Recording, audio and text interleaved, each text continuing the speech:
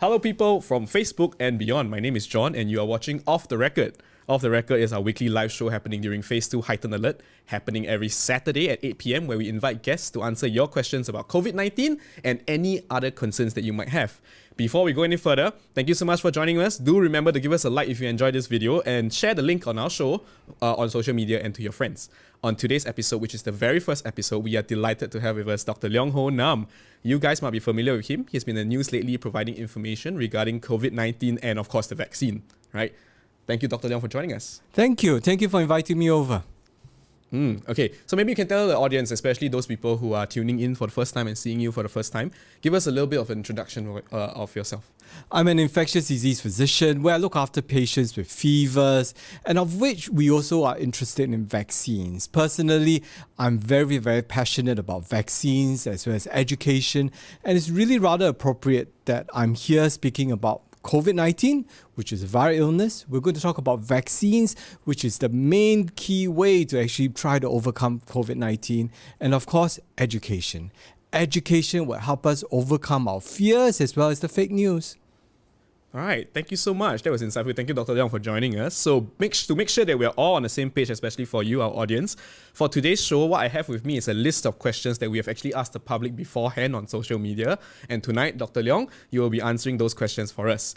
And of course, if you can't, you can at least point us in the right direction for us to look for the right resource. At the same time, there will also be live questions incoming that my producers will be handing to me. And of course, more importantly, to Dr. Leong. So keep those comments coming and ask us more questions, yeah? Okay, without further ado, let's dive into our first question. But before that, thank you all 200 of y'all who are tuning in right now. Please share, make this go viral. We need this to be more viral than a pandemic, right? Okay. Absolutely. First question that I have for you, Dr. Leong. Okay, why has there been a resurgence of cases with more clusters forming? It seems like the virus has a quote-unquote higher attack rate. Great question. If you think about it, this is a virus that's trying to strike it out in the human world, on human planet. So it really wants to divide more, infect more people to reach out. And it's like any other species there is. It wants to survive and live on again and again. And we saw some mutations initially, and there are more mutations now that allows the virus to be more effective. And you would think about it, what happened 2-3 months ago and now, hey, everything's the same. But the virus had an edge over us, which means the virus is mutating, is adapting, but we humans aren't. So it wants to take over the world with new adaptations, new machines. Think of it. For example, you're just doing a shooting game. Right. If I keep shooting things at the same way, right, you overcome me. So the virus will adapt, change, and then will try to hit us. And it does so by being more transmissible. Right. I mean, we wear a mask and then they say, hey, I'm going to make it more transmissible. So even your ordinary cloth mask don't work so well. And with that, it propagates its progeny. It goes on and on and on. Right. And make no mistake, the virus is only interested in two things. One, world domination. Number two, it wants to infect humans over and over and over again. So it's going to be like a broken down recorder that doesn't stop. And every time it loops, essentially what you're saying is it will try to change tactics regardless of whether we do. Correct. And honestly, beating and infecting humans are very easy. Humans are very silly. We go the same way. We are creatures of habit. We do exactly the same way.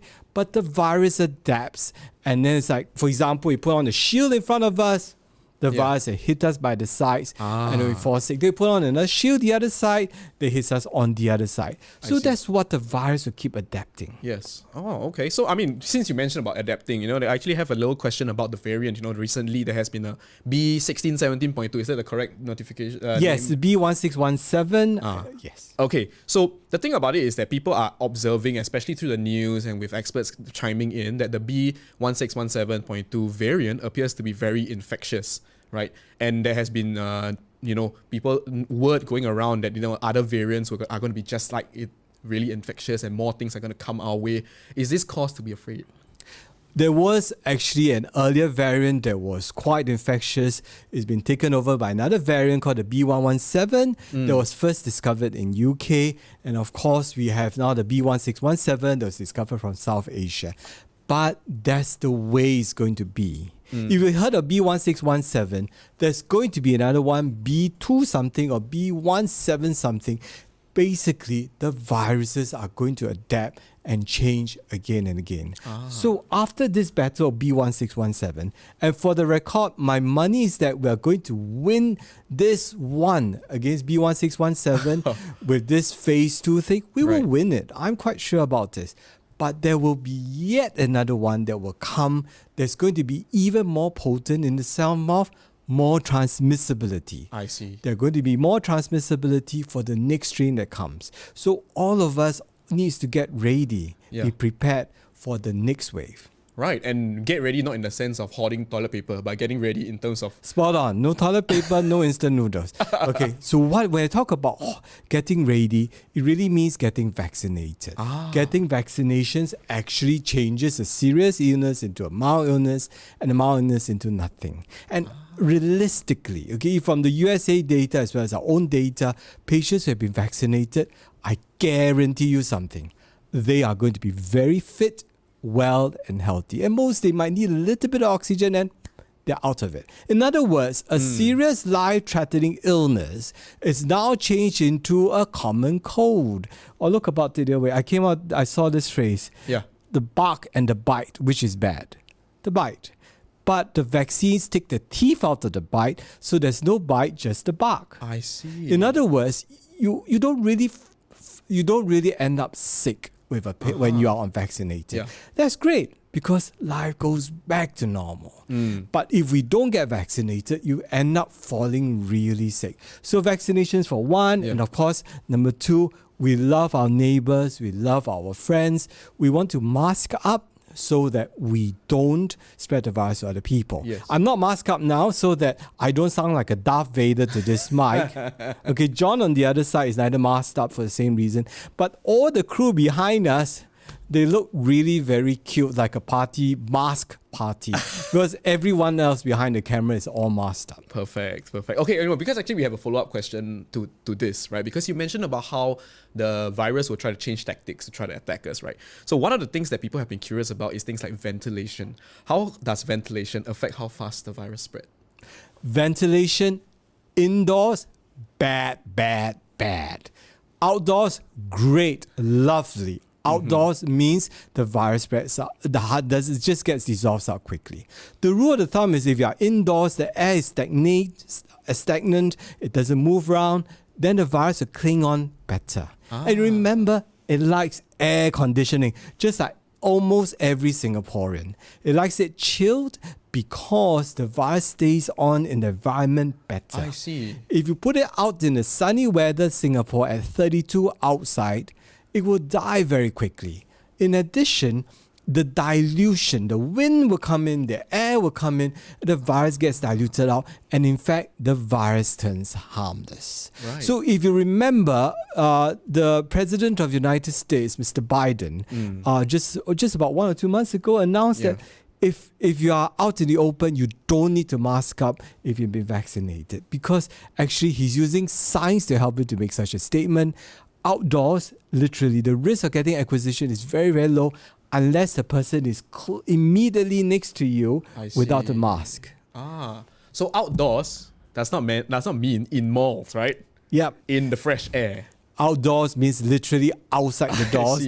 Malls is still considered indoors. Perfect. Okay, no, because there's another question where it comes to this, right? Because people want to know, let's say in their house, right, they do wish to have it a little bit more ventilated, right? What are some ways that people can allow their home to be a bit more ventilated? Because as far as we understand, for COVID-19, it is spread. It's an aerosol-borne kind of disease right now. Actually, right? at this point in time, we still think it's droplet. Yeah. So when I speak my p and the b, everything will just fly out. Right. And it flies out with the droplets that form. Now, we think it might be able to go airborne. The scientists are still working on it. Yeah. But we should kind of prepare ourselves that it's going airborne. Right. Now, coming back, if in the house or in the office, we really want you to get ventilated. Yeah. Very simple. Open up the windows there are. Open up the windows that are one end to the other end so the air goes through the building, goes through the room. That's fabulous. Now, do you realize that we actually had a bad outbreak in the Tan Tock Seng Hospital? Yes. The hospital realizes that the hospital is a potential problem, and many people there you could actually spread because the individuals are sick and they're coughing away. They're not going to wear a mask. So what they're going to do is they're going to put huge extractor fans outside the wards to draw out the air. So once it goes outside, it dilutes out. Yes. Outdoors and sunny weather Singapore, the sun will literally chow da the virus and it will just burn it away. So coming back, but don't worry, if you happen to be next to Tan Tock Seng, the air around it is clean because it is outdoors. Don't have to worry about there's a layer of air around it. I understand. So ventilation is good, and if you can, even the cars, for example, if I'm boarding a Grab, I took a Grab just on yesterday. What I did was I asked, Uncle, I'm going to wind down windows. Are you okay? He okay. So we wound down all the windows, got into the car, and drove through outdoors. This literally is safety for me, safety for the driver. Right. It save money too. So actually, we got a question from the audience actually this time regarding what you just mentioned, especially with President Biden mentioning some things that you mentioned. So is it safe then? Do we still need to mask up while we're outdoors? The answer is yes, we should still. We don't have the luxury of the big United States of America where there's so much space. You see, even though we go outdoors, there are so many people out in the parks. That's true. As you walk, you're going to come in 1-2 meters of somebody else. Yes. So do it for the safety of yourself, and you don't want to pass the virus on to somebody else. Right. And number two, you see, the virus wants to adapt. They wants to find out what we are used to and exploit that. Yeah. So if everyone goes outdoors without masks, it's going to exploit that when you just walk past within 1 meter of each other. I see. Okay. So best thing, wear a mask. And honestly, Singapore is really, really in the doldrums because of this COVID-19. The spreading is too many. I've had enough of this CB. I've enough of this phase 2. Let's get out of it. Right. Purge the virus out of the system. All right. Okay. So, before we go on, thank you so much, all 400 of you, for joining us. We actually have another question from Patrick in the comments, right? So this one, I think, is someone that probably has this condition on his own or his family member. He asks, can cancer patients be vaccinated? Great question. Actually, cancer itself is not a contraindication. You're right. Even if you have chemotherapy, hormone therapy, etc., it's not a contraindication. When I say contraindication, that means it's a direct clash. We worry if the chemotherapy will weaken the immune system in such a way that you may not be able to mount an adequate response. It's about the response which I'm worried about, rather than because of the vaccine, it causes harm on the cancer individual. So if the vaccine is not going to be very effective, your antibody response isn't that good, then why give it? It's like, I'm not going to enjoy the laksa bowl of noodles now. Why eat it now? But I will order my laksa when I'm truly going to enjoy it, when my appetite is back and I'm all ready for it. So that's the thing about the cancer and the chemotherapy. Right. But not all chemotherapies are like this. You may be on hormonal therapies where it doesn't affect the immune system. Go ahead. Now, eventually your chemotherapy will come to an end. Yes. When it comes to an end, give a washout period, which your oncologist will be able to advise you, and thereafter take it when you are ready, when your body is receptive to that laksa or receptive to the vaccine. I see. And that makes a lot of sense, actually. Because I think, in terms of vaccination, your body needs to be able to mount the proper response in order to have the memory cells for that. Correct. When an actual infection happens, right? Absolutely. Okay. So next question that I have for you is also regarding illness, right? There has been news floating around that the vaccination may lead to heart attacks or stroke. Is this true? The funny thing is, everyone assumes after vaccination, nothing else happens. Life goes on and you won't have any heart attacks and strokes, etc. But that's far from the truth. Right. In fact, I could get vaccinated, walk out, and then I see a cat and I fell over. Oh, it must be because of the vaccine that I fell over. Of course not. Many other things happen. In fact, you still can get strokes and heart attacks with or without the vaccine. Yeah. So if you really want to look at the science of it, what you have to do is this. You look at the number of stroke cases, heart attack cases before vaccination started. I see.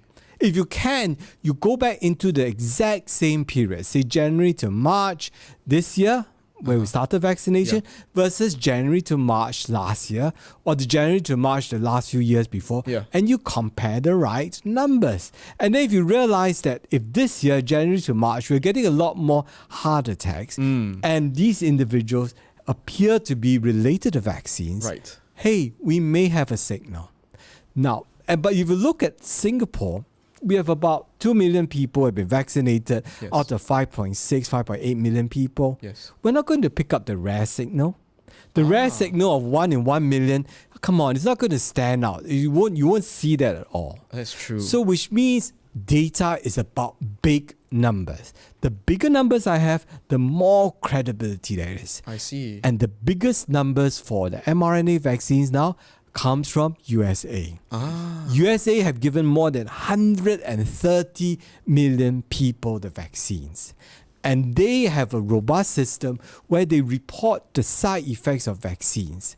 At this point in time, they haven't seen any signal for heart attacks and strokes. So after 130 million people that doesn't have this, I think chances of Singapore having the same problem will be slim. Yeah. But nonetheless, I am not letting go of this. HSA is monitoring the situation very carefully. We're looking at all the data, not just of stroke, heart attacks, anything at all.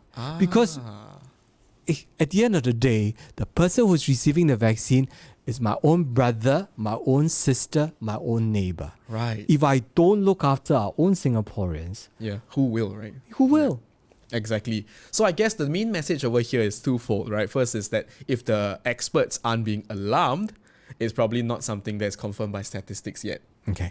I'm going to put in one more scenario. Right. Let's assume there's really a little bit of signal with heart attack. And that risk is 1 per million. So you vaccinate 1 million people, one extra person gets a heart attack. Yes. So 6 million people is 6 other people get heart attack. Is that something alarming? Would I accept it? The answer is I would still accept it. I would notify it. I would inform you. True to my heart, I would say it. But I will not be too worried. Why? Because if I were to get COVID-19, my risk of dying, all things being equal, will be 1%. If you have less hair than me, or is whiter than mine, it's going to be more than 1%. Yeah. So it's a trade-off between a 1% death risk versus a 1 in a million chance of getting heart attack. Yes. I will go for a 1 in a million chance of heart attack at a time which I know when it's going to happen. I would skip that 1%. So I've had my vaccines. The rest of the people here have more hair and blacker than mine, so they're much younger. They may not have had their vaccines. Probably not. But I know because of that, I'm going to be protected. I'm not going to be that 1% death risk. Yes, I agree. And like, you know what, like how you mentioned, right? 1 in a million does not mean you're going to be that 1 in a million. You won't be like 99999 and then I'm the 1 and then I die. It won't be that. That's not the case. I'm going to give that scenario. Yes. Do you cross the road today, my friend? Do you drive a car today? If you did, on Singapore roads, the chance of you dying from a road traffic accident is 21 out of 1 million. Oh, wow. So if you actually cross the road, you have taken more risk than going for a COVID vaccine. I see. I'll give you another scenario. Do you smoke? Okay, I'm a little bit antisocial in terms of smoking. I do not like people who smoke. And the risk of death is more than 2,000 per million. If you've taken a puff, then you have exposed yourself to even more risk than the COVID-19 vaccine. Correct. And this is assuming that the COVID-19 is 1 in a million because we have no evidence. We have that no it's evidence even at 1 in a all. million. So we do have some risk of allergies and stuff. We're talking about 4 per million. See. But no, we shouldn't. Let's be realistic. Yes. So I guess if people are still afraid, they can consult their doctors or... If you're worried, speak to your doctors about it. In fact, there are many of us are open to consultations. Your doctors are the physicians, even your respiratory physicians. Talk to them and clear your doubts, and then go ahead and get vaccinated. Perfect. All right, let's move on to our next question. So someone actually asked, right? Many of us also worry about the side effects that may choose to wait and see. Sorry, my friend developed a fever after his second jab. Can we expect this if we go for our vaccinations? Are there any long-term side effects? Okay, let's do about fevers first. Yes. If you get a fever, hey, congratulations, because you had the real deal, okay? You had the real McCoy. Now, if you didn't get any, don't worry about it, because only about 60-70% of people do get some reactions. I see. The rest of the 30% are very fortunate they don't have reactions. You do get reaction, we know that you will definitely mount an antibody response. If you don't, chill out, because overwhelmingly 98% of them will have an antibody response. Even if you don't have an antibody response, you have the other T cell arm. So antibody response is the B cell arm. Right. The T cell arm is the other arm that's very, very important, which goes into the immune system function that will affect the severity of the illness.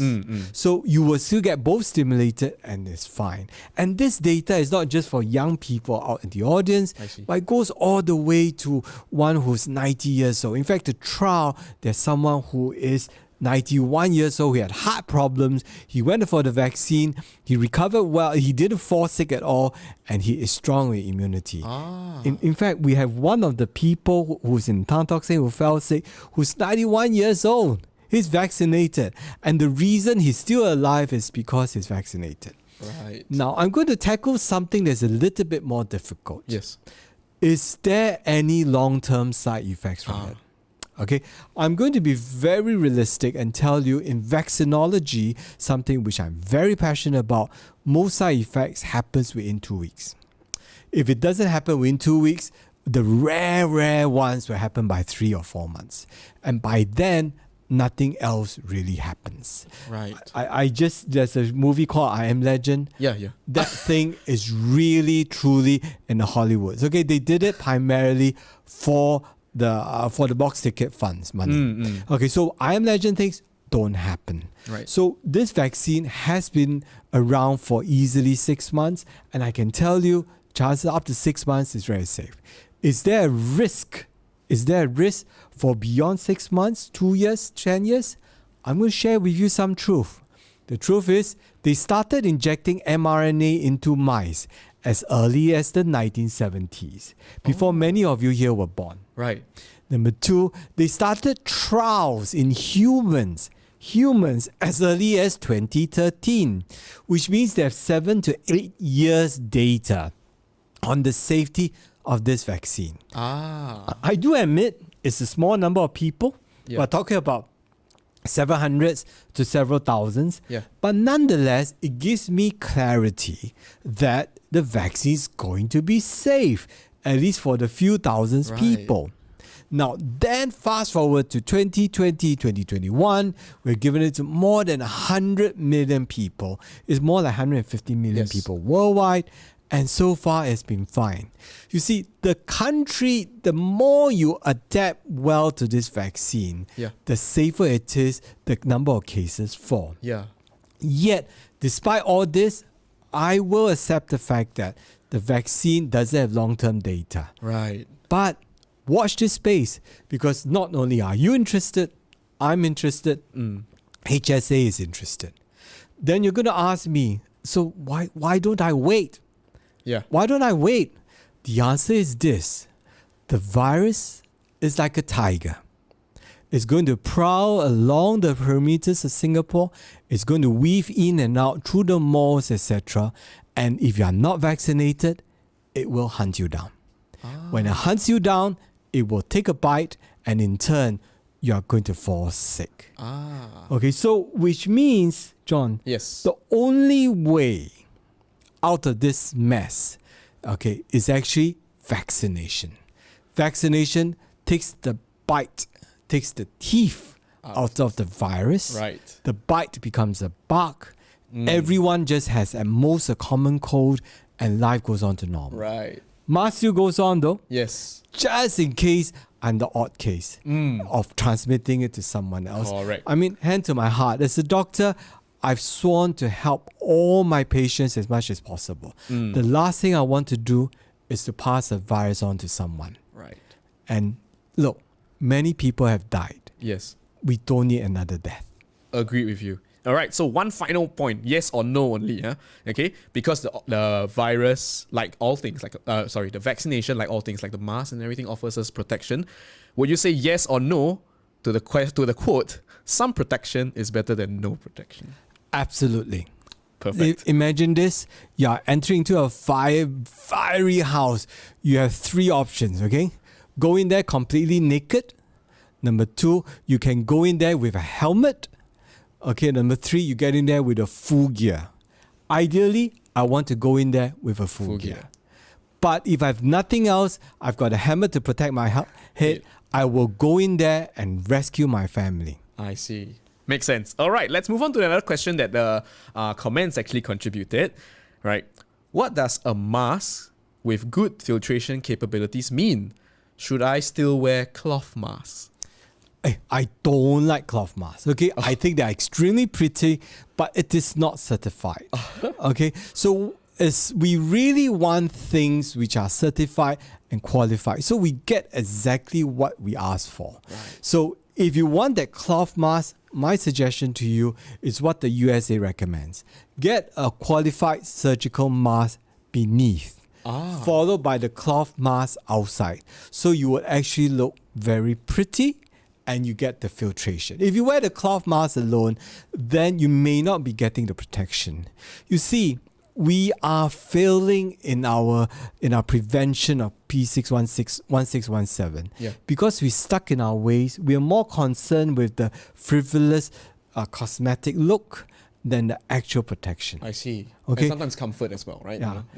So good to see, not good to eat. Okay. So we needed to eat well. Then we can always garnish it outside with a pretty mask. So get protection, get the correct BFE, the bacterial filtration efficacy, and you get your protection. I see. Okay, that's actually a great answer to that question. All right, let's move on to the next question, which I think is a little bit more serious, right? We have seen the breakthrough cases where vaccinated persons are also infected. How effective is the COVID-19 vaccine, and should we even still get the vaccine? Okay, we should still get the vaccine. That's the short answer. Yes. Vaccinated individuals still transmitted. We have a nice study that was done on healthcare workers. In the case of prevention of transmission to family members, was about 54%. Right. If you about prevention of transmission to colleagues and other healthcare workers, is at least 92%. So neighbors, friends, office is very good. Your own family, none of us will take off the mask back at home. And in turn, the risk of transmission is higher. Right. But nonetheless, the transmission rates compared to the control was from 100 to 54%. We have a 50% reduction. Think about it, 50% efficacy. Think about it, your boss gives you a 50% pay rise. I will take it. Okay, I will take it. So coming back, now why is it that it has not been so efficacious?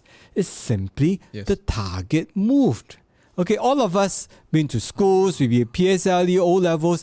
If you prepare your syllabus, you're going to score 100 marks, right? Yes. Okay, now what happens if the O level examiners change the syllabus, moved it, and you able to score 100 marks?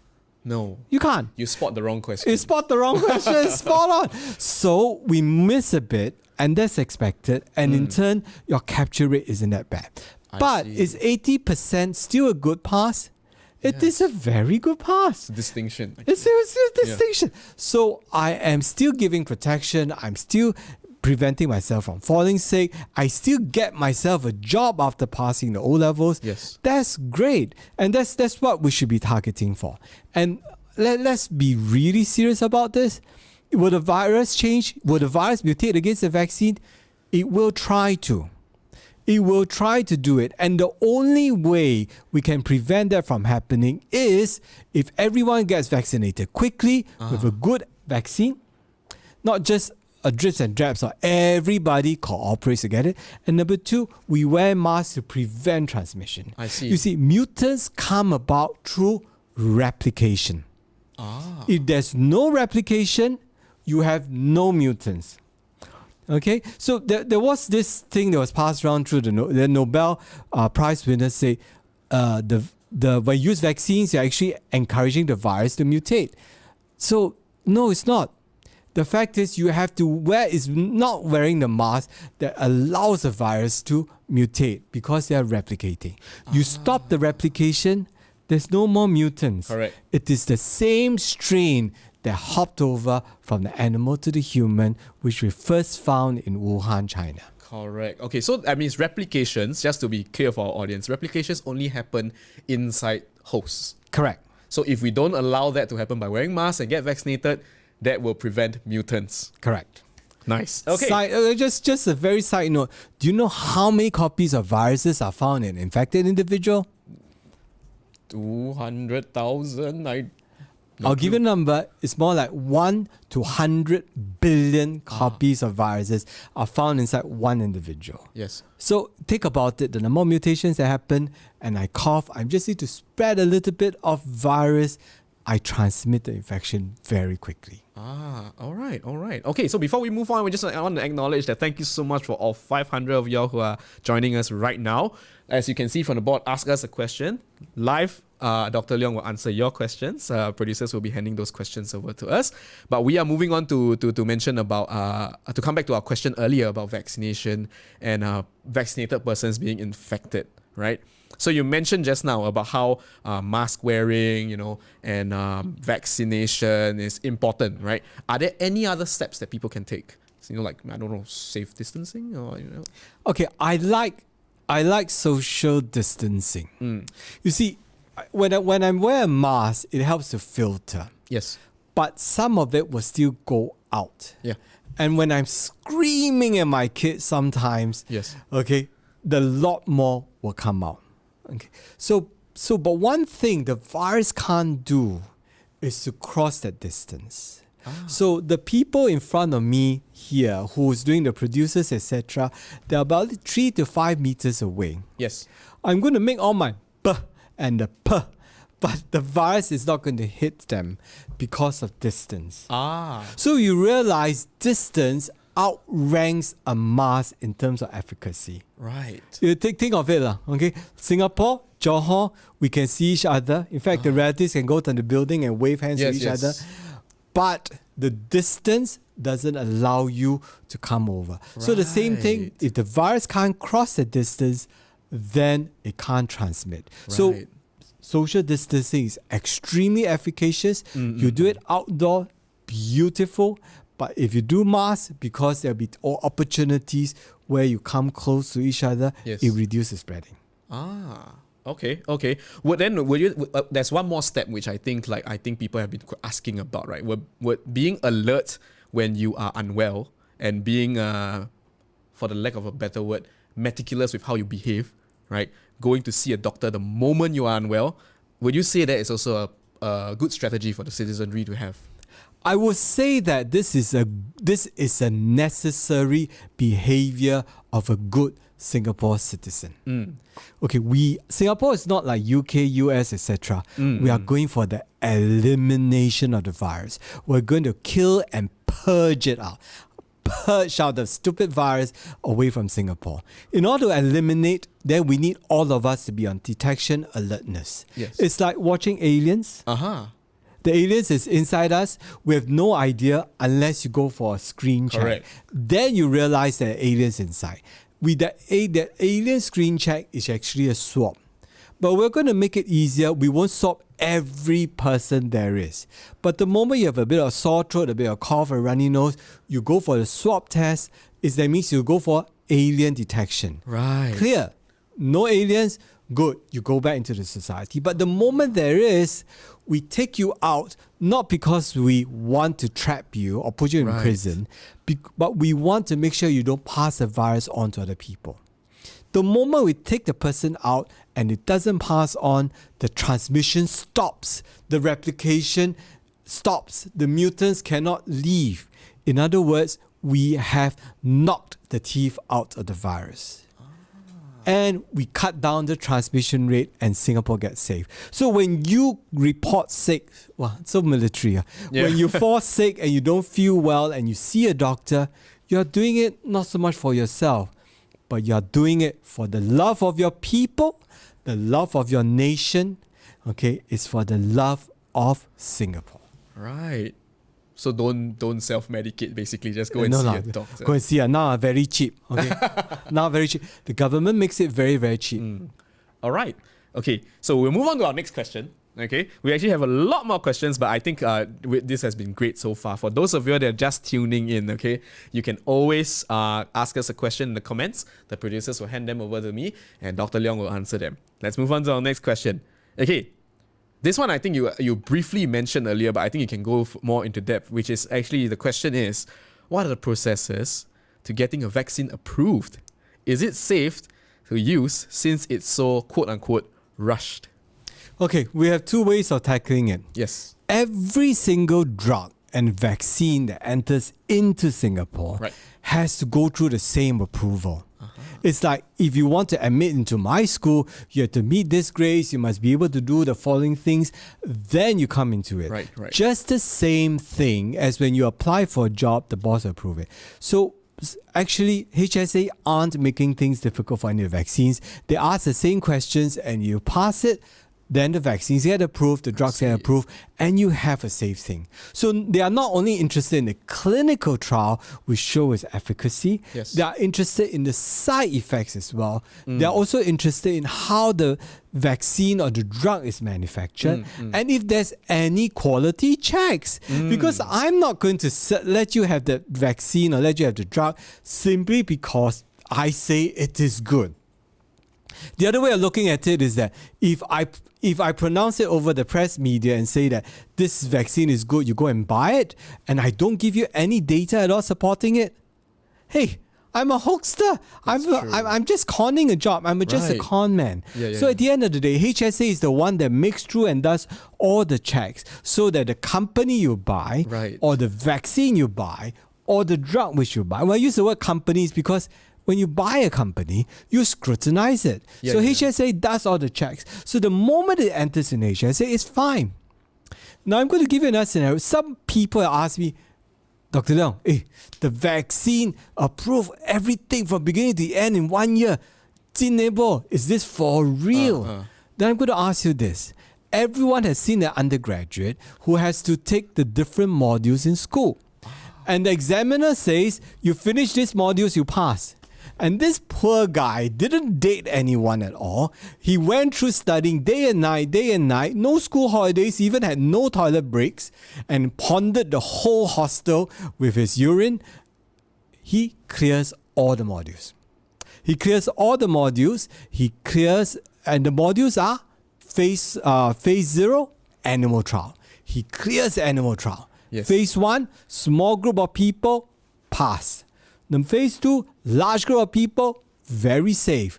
And phase 3, it went through a large number of people, like 50,000, and they pass all of them. If you pass all of them, this undergraduate, would you pass him? He's a graduate, right? He's a graduate because he met all the criteria. I see. And this was done. And this poor guy slogged day and night through it to rush through the whole thing.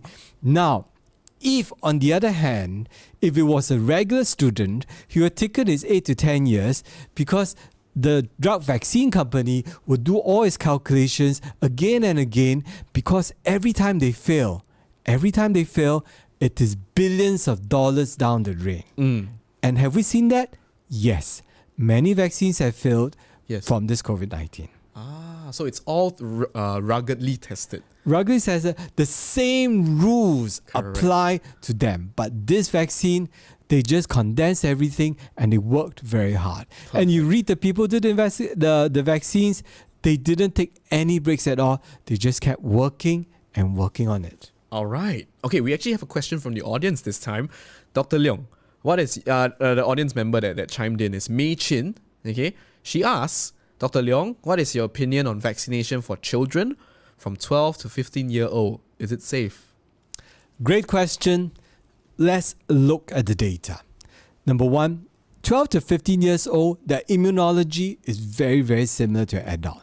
It's those that are less than 12 years old that may be a bit different. When I say different, it means that they may need more shots or they need fewer shots. So 12 to 15, I expect them to be about the same. Right. Number two, the second thing is, was this tested on individuals 12 to 15? Yes, they were. When you were tested and they went through and they had no issues. Right. Number three, not only that, they went on to see that their immunology, there's great response. Now, I'm not just happy with this test, but I'm interested in the biological behavior of the vaccine. I look at the biological behavior and look at all possibilities. There is no contraindication. It doesn't affect the reproductive system. It doesn't really produce your growth hormones. You still maintain your Korean drama actor or actress height or the good looks. You will still achieve it. Right. So for that reason, with the trial backing, I say go ahead. The 12 to 15 years old are very safe, and I'm looking forward to it as two of my kids will be able to get vaccinated. Okay. Perfect. All right, another one from the questions, from the comments, sorry. This one I think is someone who works in a sector that requires this. Iveen Ong asks, Dr. Leong, can frequent swabbing, i.e. weekly swabbing, cause nasal passage damage? If you do it correctly, no. If you do it correctly, insertion in and out, you wouldn't get any passage damage. see. You see, there is a small little window Yes. that goes in from here inwards where you can actually sample it.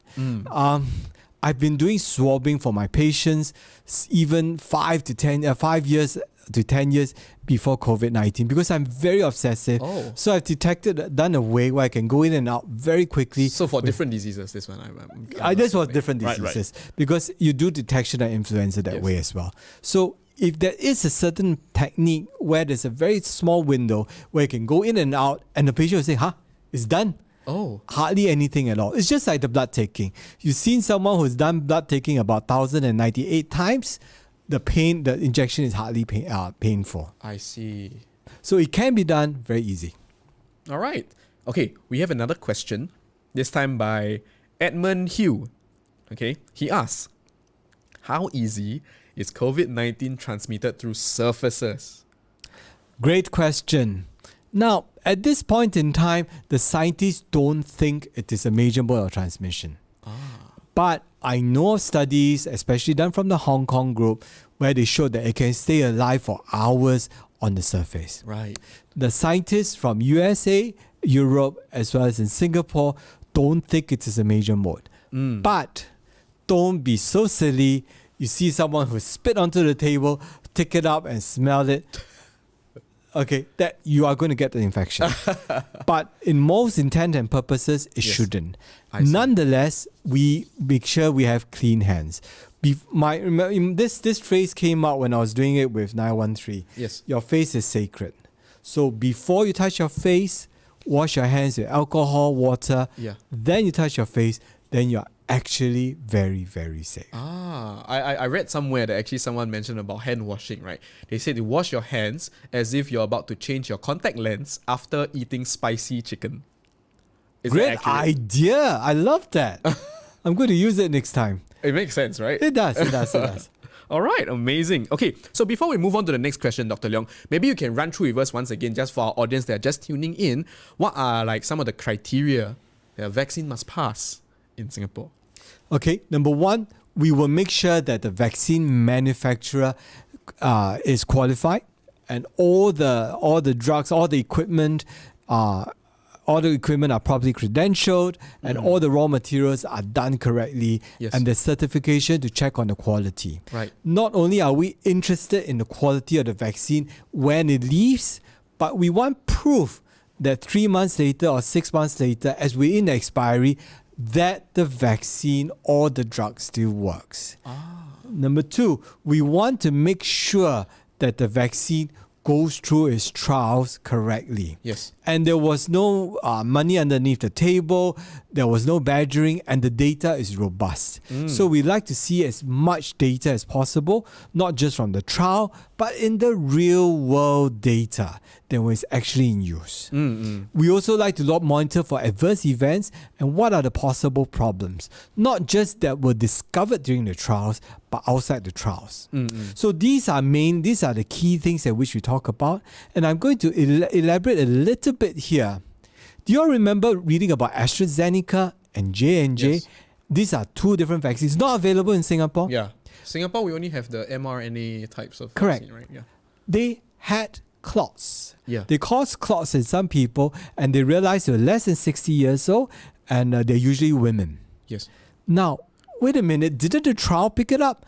No, the trials involve only about 50 to 1,000 people, but this incidence happens about 4 per million.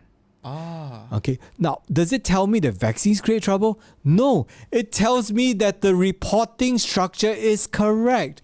When something happens, the reporting structure tells you that there is a problem with the vaccine. Right. So we learn what the problems are and we accept the problems and move on, or we don't accept it and we chuck the vaccine away. Yeah. It really just tells us that our reporting structure actually works and tells us. And with this, it actually gives me greater credibility that the mRNA vaccines are very, very safe. Right. So that means we have to try to tackle these kind of fears with science. Absolutely. Okay. Then on the topic of fear, which is something that I think people, right, who are not in the medical field especially, will be a little bit worried, right? So especially for the older generation who might not necessarily understand, about the disease and everything. How then would you, Dr. Leong, convince someone who is like, let's say my parents, right, or like my grandparents who are a little bit older, and they're worried, they're like, we see someone fall sick or that kind of thing. How would then you convince someone to go for the vaccine? Actually, the elderly are a little bit difficult. I tell you, I'm very blessed that my parents say, I just go for it. It's very easy. I do my part as a Singaporean. Okay, so number one, you have to tell dad and mom or the elderly grandparents, one, COVID-19 is coming. Eventually, it hit everyone in Singapore. In other words, everyone will be tested by fire. There's no escaping. If you are not vaccinated, you will get hit. So when you get hit, uncle, auntie is going to get greater risk of dying. 1% is average. It's going to be even 5, 10, or even 15% for an uncle or auntie older than me to fall sick. Number 3, you tell your parents or the grandparents, don't fall sick. Because if you fall sick, you'll pass on to the grandchildren, the very people you love. Okay, you are looking after them, you spend time with them, you will infect them, they fall sick. You don't want them to fall sick, right? Get vaccinated. Number 4, on a more selfish note, I don't want to take leave to look after my parents. I visit my parents at my own timing, at my own convenience. So you convince them because you want them to be well and healthy, because you don't want to take leave to go and visit them in the hospital. Very realistic. Actually, I think this is something that will resonate with the old people a lot more than telling them the science. Yes. Right. Okay, one more thing is this. One of my friends did that. He just literally registered the parents, took them along. They were fighting it, the whole thing. He said, I registered. You registered? You don't go, police will come and catch. So the parents went along, sat down, had the vaccine. And after they had the vaccine, was it so simple? Okay, I'll come back for the second shot.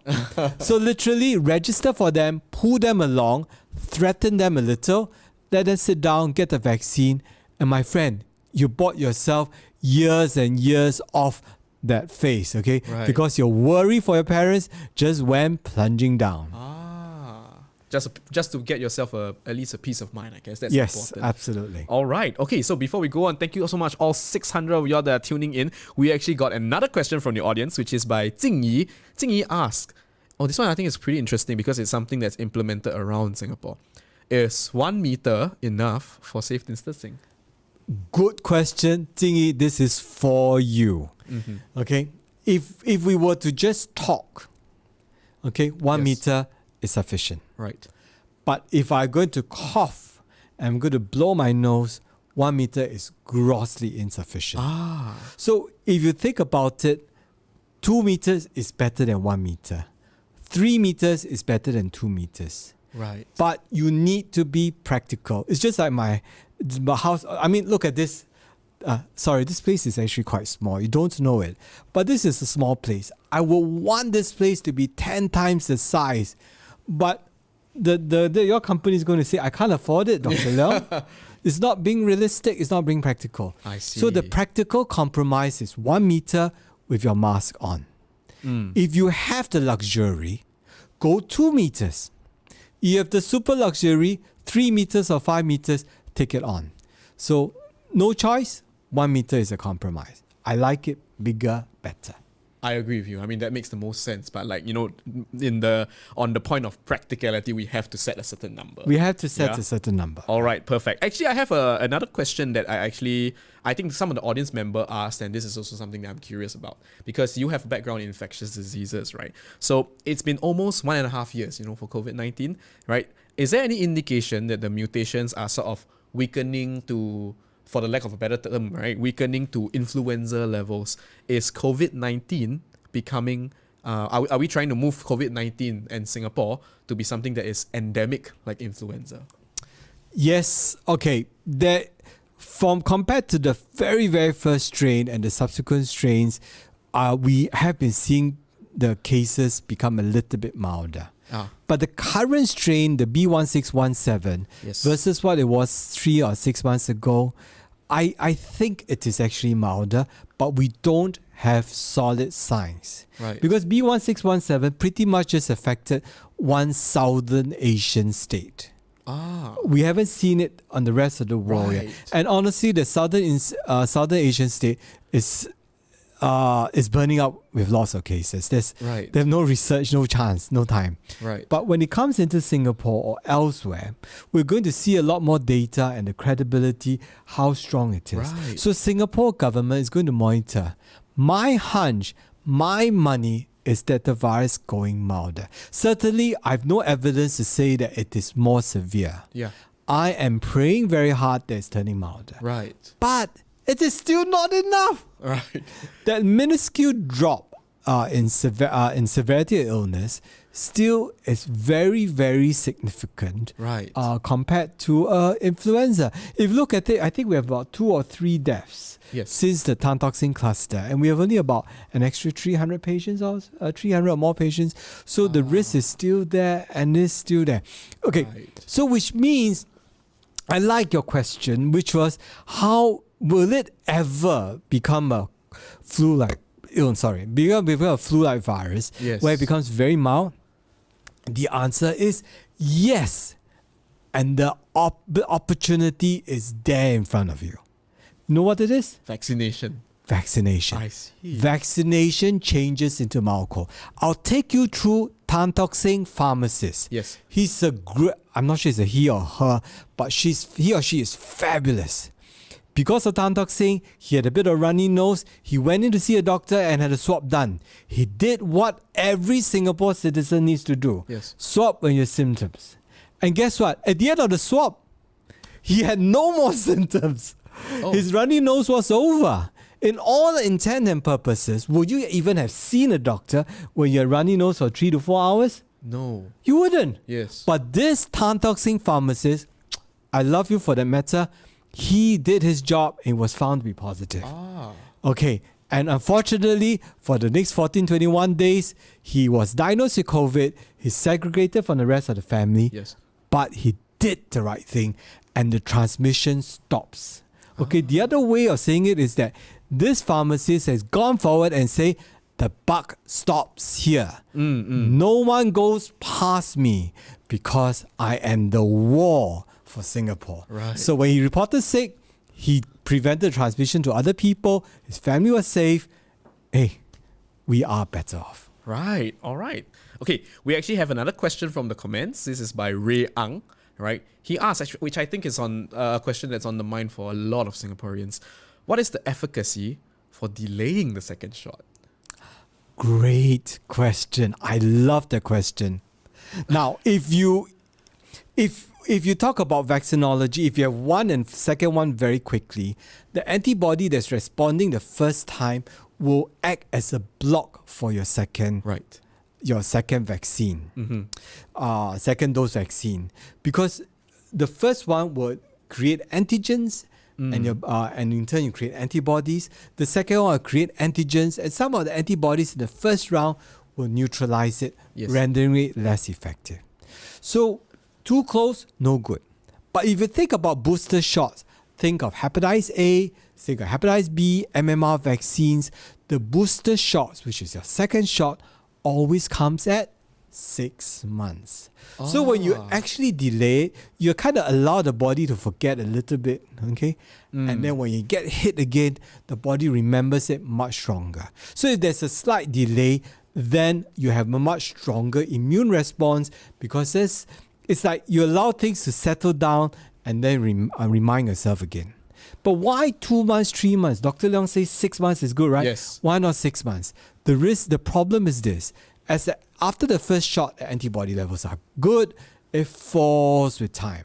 And by the third month, the levels are so low, you can fall sick again. I see. Which means you have to hit the person before the third month. Yes. So we take it about 8 to 9 weeks, at about 2 to 3 months. Get vaccinated so the levels don't fall low enough, but you have a good boost. If there was no pandemic and we could do this at a leisurely pace, I want to split it 6 months apart. But of course, we are racing against time. Who's racing against us? The mutation of the virus. If you don't do it fast enough, the virus will mutate, and in turn, those half vaccinated with one dose end up doing a half done job, and they may end up falling sick. That's worse off. So 2 shots, split it up apart, you have a better immune response. In fact, you give your vaccine to somebody else earlier. Okay.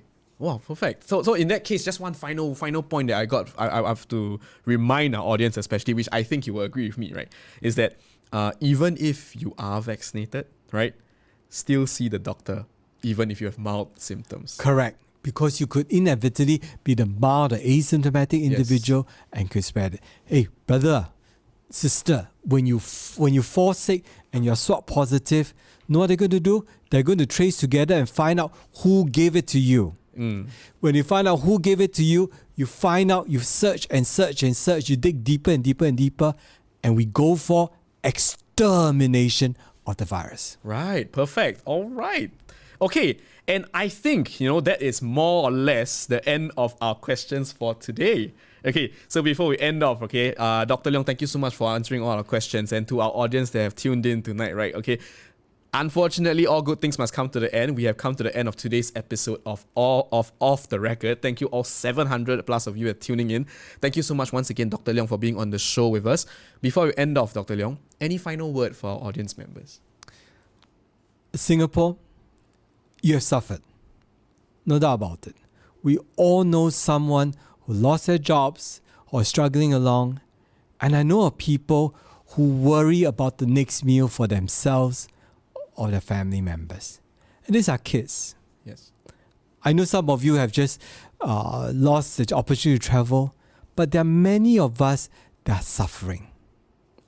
Eventually, we need to put COVID-19 behind us.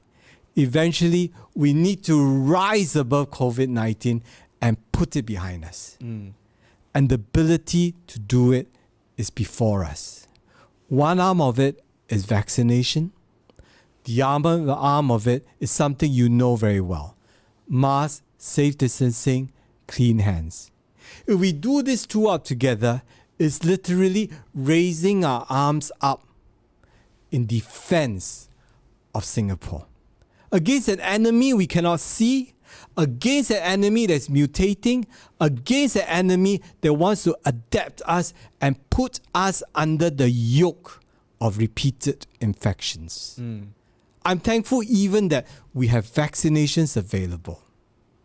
You see, if all of us were to work together, our arms up, and not only that, interlocked. Because when we are all vaccinated with masks and safe distancing, we are building up herd immunity. What is the virus? The virus is nothing against a united Singapore, against a strength of cooperative, helpful, vaccinated, strong Singapore with a great mind. The virus is nothing. COVID-19, COVID-21, COVID-23, I will say bring it on. Because the roar of Singapore is so much stronger than your bark. Because the vaccine has taken the bite out of it. I can't do this alone. Okay, the Chinese say, single person, one hand can't clap, one clap, no sound. I need all of us to work together. When you stand up, wear your mask, do your social distancing, get vaccinated. My friend, you have called yourself a true blue Singapore. You have become the true son of Singapore. Thank you, everyone. Oh, wow, fantastic. Okay, so thank you so much, everyone. Stay safe, stay protected. We hope we managed to address all your concerns about COVID-19 today. You know, some of you asked questions that may be more appropriate for our future guests. So my producers will actually have already consolidated those comments for our future episodes. So remember to tune in every Saturday, 8 p.m. Okay, so thank you once again, Dr. Leong, for joining us today, and thank you, and thank you so much to our audience members. Thank you guys for tuning in today, and I guess we'll see you guys next week. Bye.